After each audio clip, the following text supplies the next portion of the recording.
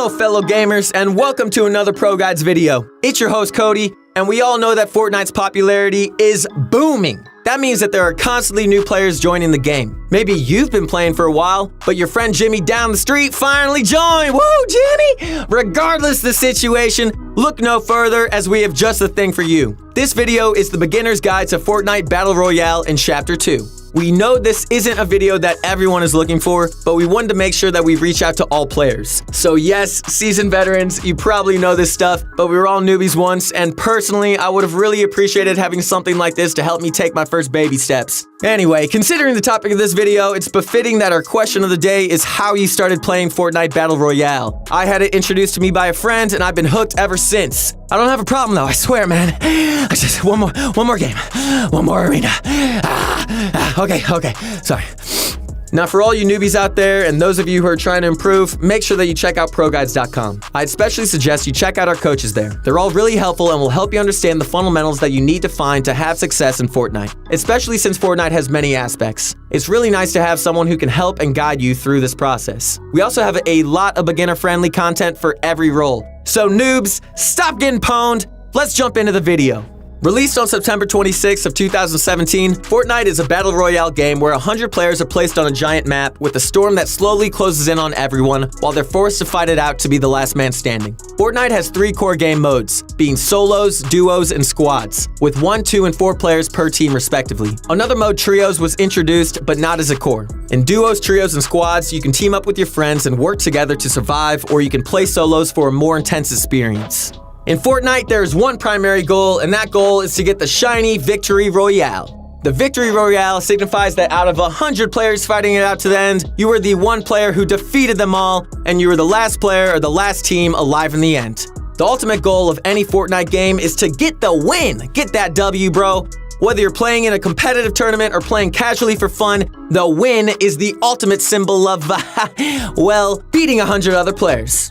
While a win is pretty difficult to attain, there are certain strategies that you can use to increase your chances of winning. For example, playing a more passive playstyle and avoiding fights is an effective strategy which we'll be going over later on. In Fortnite, there's no particular kill count you have to achieve in order to win. In fact, it's quite the opposite. Sometimes eliminating other players hurts you more than it helps, but we'll get to that later on in the video. Now that we've gone over the core concept of Fortnite, let's discuss a bit more about this map that you'll be spending most of your time on. There are a bunch of points of interest around this map, with 13 main locations. However, it hasn't always been this way. In fact, until just a few months ago, we had a whole different map. We're currently playing in Chapter 2 of Fortnite, which released on October 15th of 2019. There are currently 13 primary points of interest, with other small unnamed locations scattered around the map. The ultimate goal of each location is to provide loot, being your weapons and healing items, and to provide materials, which can be used to fuel Fortnite's primary mechanic. And the reason we all love the game so much, building, like Bob, dude, what's up? Loot comes from one of a few sources. First, we have floor loot, which randomly spawns on the ground in certain areas. Second, we have ammo crates, which provide ammo for your weapons, and sometimes if you get lucky and get a blue ammo crate, they'll include even more ammo than usual and sometimes even carry healing items. Third, we've got the supply drop, which comes from the sky and drops a high rarity item with healing items and ammo. Finally, the most popular source of loot is from chests. Chests come in 2 types, the normal chest and the blue chest, also referred to as the super chest. This super chest only drops good loot, with only the 2 highest rarities of weapons dropping from them, along with guaranteed healing and materials. Normal chest drops some materials, a healing or utility item, and a weapon with good ammo to go with it, which can be of any rarity. Speaking of weapons, I think now would be a good time to go over the weapons and items in Fortnite, because this is essentially what you'll be using to win the game. The term loot pool refers to all of the weapons and items that exist in the core game modes. Fortnite's loot pool includes 8 unique weapons that come in different rarities from common, rare, epic, and legendary. The higher the rarity, the less bloom and higher damage it does. With different uses, 5 healing items, 3 shield items, 3 utility items, traps, and boats for mobility. Let's go over the Fortnite loot pool so you can get a better understanding of it.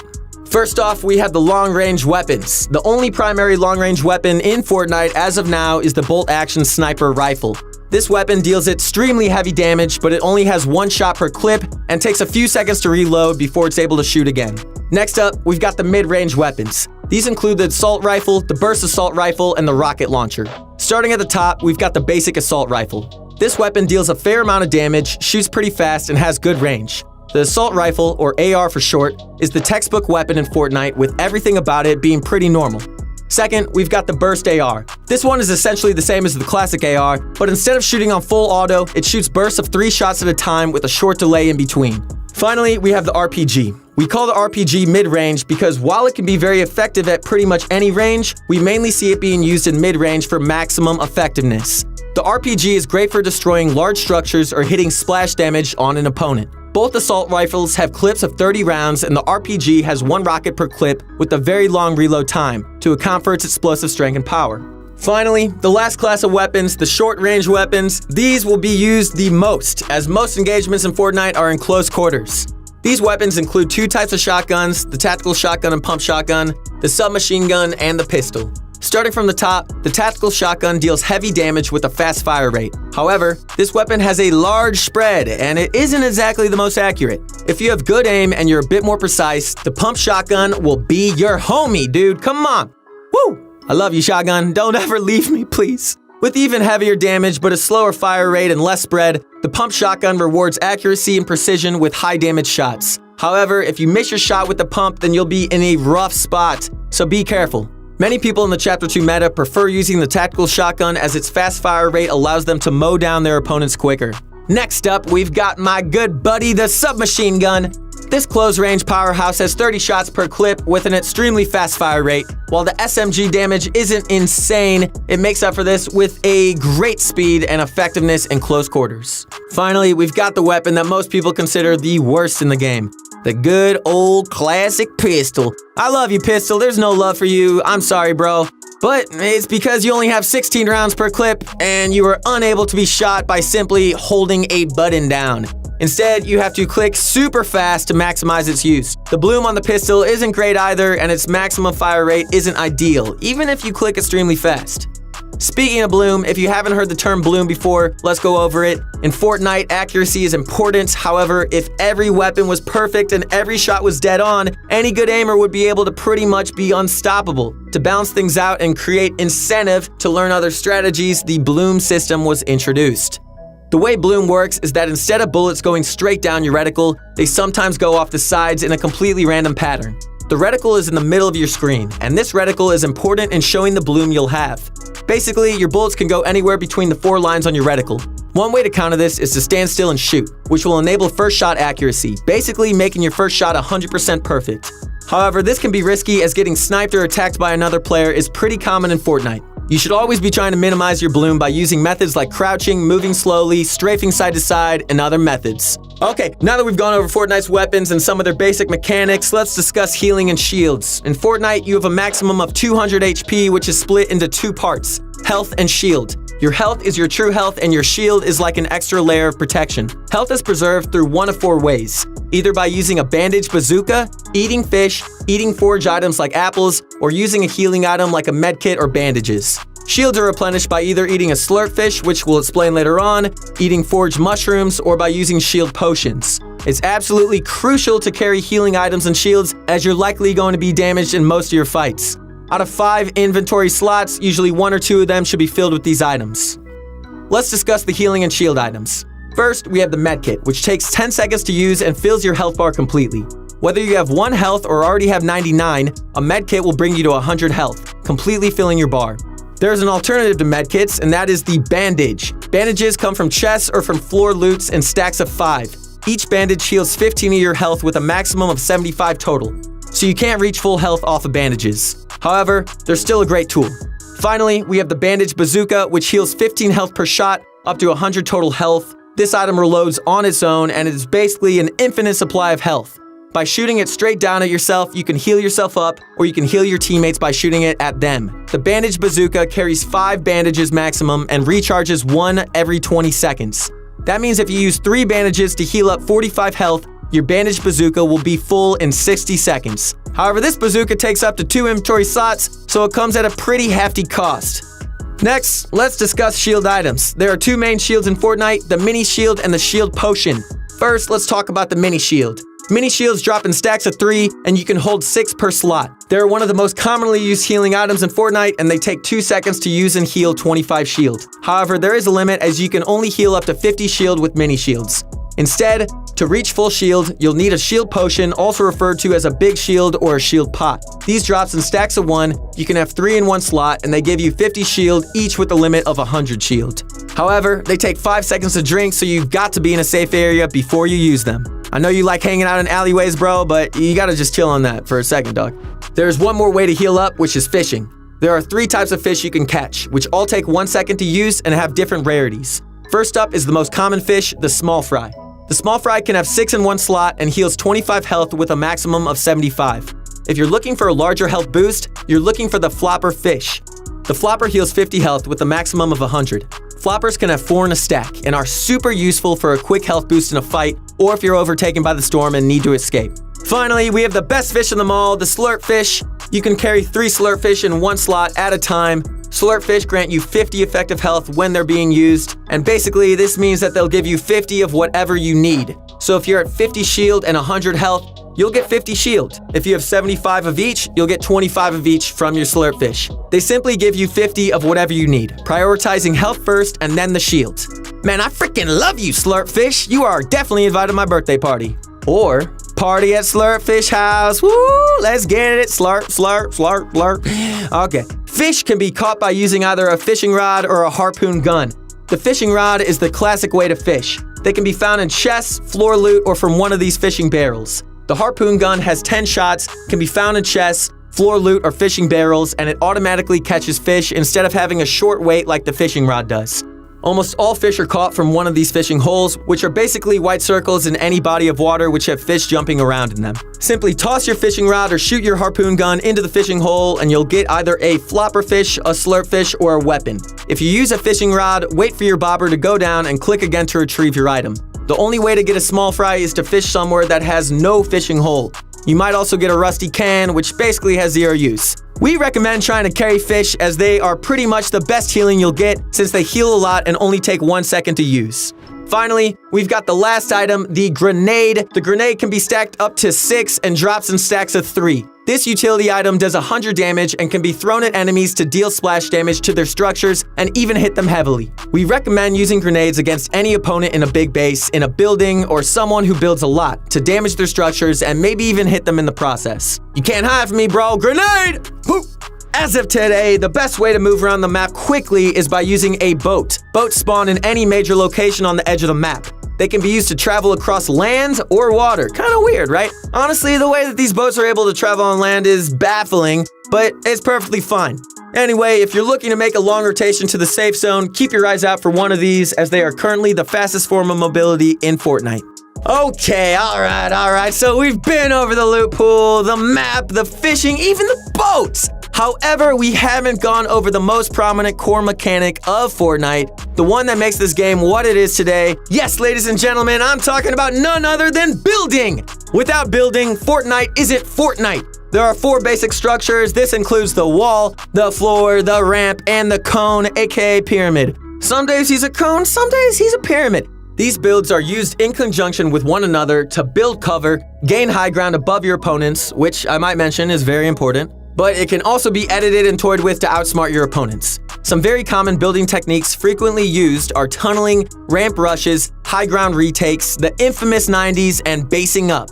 Finding all the different building techniques and practicing them is up to you. Luckily, we've got a bunch of videos on the Pro Guide channel and a ton of awesome content on our website that you can use to improve extremely fast. Take the time to practice your building and results will show. Building is performed by using materials which include wood, brick, and metal. Materials can be farmed by using your pickaxe to destroy anything from fences to trees to cars to buildings to furniture and more. One great thing about Fortnite is that you can interact with almost anything. Almost anything you run into is farmable. You can see your material count on the bottom right of your screen. Each build takes 10 material, and you can decide which material you need to use based on your situation. If you're in a normal fight, wood will do. But if you need a heavily reinforced building like a base or a box to heal in, brick or metal will definitely work better. Now let's head on over to editing. Editing is another crucial game mechanic used in direct conjunction with building. Editing is used to modify your structures. You can do anything from a simple window or door edit in a wall all the way up to spiral staircases and other crazy looking things. The beauty of editing is that it is such a unique system and so many new editing tricks are constantly being discovered. Let's quickly go over how to actually edit a structure. Once a build is placed down, look at it and press the button labeled Edit. Once you press this button, select the titles you'd like to use for your edit and press your edit button again to confirm it. Let's quickly go over a few popular edits. First, we have the basic wall window edit. Simply select any one of the tiles on the middle row of your wall and confirm the edit. Doing so on the left or right side will make a slightly thinner window. The middle one is a much larger and more open window. Second, we've got the wall door edit. This door edit consists of editing the bottom 2 tiles of any column on your wall, similar to this. All door edits are the same and they can be edited on any column. All door edits matter, baby, come on! For the floor, the only 2 edits you'll be doing much include the corner edit, by simply selecting one corner, or the side edit, by selecting both tiles on one side of your floor. Both of these are super useful if you're above an opponent and you have control of the floor above them. For the ramp, 2 main edits come to mind, the side ramp edit and the backwards ramp edit. First, the side ramp edit is done by editing one side of the ramp from the side closest to you straight to the other side. The backward ramp edit is done by looking at the center of the opposite side of your ramp and dragging it back towards the tile that you are on. By doing either of these edits, you can gain a significant edge in extreme close range encounters, and you'll be in the same box. Oh, you got a new friend, senor! Where's Jimmy at? He's not online, but I got this guy. Finally, we've got the cone edit. Only one cone edit is super common among novice players, and that's the corner edit. This corner edit is done by selecting one corner of your cone. This is super versatile, as it can be used to peek in a base, go up a structure in a fancy fashion, or in a close range fight to confuse your opponent. Editing is super helpful, and experimenting with edits in Fortnite is a great thing to do. Practice your edits often, and you'll be pulling off crazy plays in no time. Hold me back, bro. I'm gonna freaking lose it on this guy. Whoa, chill. Let's look at why and how to take a fight. Don't just jump in, bro. One common concern among newer players is whether they should run around looking for fights or if they should play safe and try to go for the win. While getting kills may be good practice, it might take a while to get that win. On the other hand, while getting the win is super satisfying, are you really gaining anything if you just camp the whole time? Hold me back, bro. We recommend a fair mix of both strategies. It is the honest truth that you won't improve unless you fight another player and learn from your mistakes. But also, if you don't get some wins every once in a while, it'll be a bit harder to keep your confidence up. We recommend that as a beginner player, you should take every fight that you can get into and learn from every mistake you make. Did you mess up a build? Go practice it over and over until you can do it consistently. Did you miss a shot? Practice and improve your aim. Did you forget an edit? Do it consistently so you won't mess it up next time. Treat every fight as a learning experience and improve on your mistakes. That is the best way to get better at anything in life. Alongside this, playing aggressive and eliminating other players can be very rewarding beyond just the dab that you do over their body. Dab, dab, dab, dab. When you eliminate someone, everything they have will drop, from their healing and shield items to their weapons, ammo, traps. Everything in their inventory is now yours! While the aggressive playstyle is good, keep in mind that there's nothing wrong with getting a few wins to keep your confidence up. Remember that Fortnite should be fun, and there's nothing wrong with trying to camp and win to get a few under your belt. However, for maximum improvement, we do recommend sticking to a more aggressive playstyle as much as possible. Cause who doesn't like to get a sick no-scope, baby? Battle Royale is fun and all, but playing it all day can be a bit tiring. And dude, you might want to try to find some other ways to practice and to have fun. So if that's the case, we recommend trying to check out Creative. Creative can be accessed from the starting screen, or you can select it by switching the game mode in your menu. Or finally, you can switch to it from the other menu screen where solos, duos, and squads are located. There are a ton of creative maps, or you can create your own. One amazing part of Fortnite Creative is the ability to create and customize your own islands. That means that you, yes you, can create your own islands to play or hang out on. Time to hit the luau, bro, get the coconuts, and let's get it cracking, y'all. But first, let's talk about some 1v1s in Creative. Yeah, let's talk about that. Creative 1v1s are arguably the best way to improve your mechanics. By playing against other players in a low-pressure, practice-based environment, you'll be able to improve and sharpen your skills without the frustration of losing in-game. 1v1s come in 2 forms, the playground fight and the box fight. The playground fight is performed like this. First, both players build a ramp opposite from one another and place a wall in between them, like so. Next, they both sprint into the wall, and one player makes a full arch edit to initiate the fight. Once you run up your ramp, perform any builds you like to push for high ground, and from there, the fight is all up to you. Good luck, soldier. On the other hand, we've got the creative box fight. Box fighting is essential in Fortnite as most engagements result in close-range shotgun battles where the player with the best edits and smartest plays is often the winner. To play in box fights, you have to input a code into one of the featured rifts. Here are a few popular map codes for you, bro. You got the Advith box fight map. You got the moving box fights. You got the box fight free for wage box fights and fiber box fights. Don't forget your fiber, y'all. A box fight is pretty much a free fight in a small enclosed area. This represents around 75% of Fortnite engagements that you'll run into. Practicing your box fighting skills is absolutely crucial to getting good at Fortnite. We recommend utilizing box fights and playground fights to improve your mechanical skill and decision making within fights. Fortnite Battle Royale is a super complex game with a lot of different strategies, play styles, and a ton of different ways to improve. Improving in Fortnite is a difficult thing to do, but at this point, you got the knowledge, you got the core mechanics, and you got the basics of Fortnite. So the only thing left for you to do, player, is become a player. Pop in that game and start doing it, dude. Watching the Pro Guides YouTube channel or checking out ProGuides.com will also help you hugely in improving at the game faster, so give that some consideration as well. Alright guys, that's going to be it for today's video. Go into the next early game confident knowing that you've got a good strategy and you will come out of your fights with great loot, materials, and a path to the end game. Because we getting that W, baby.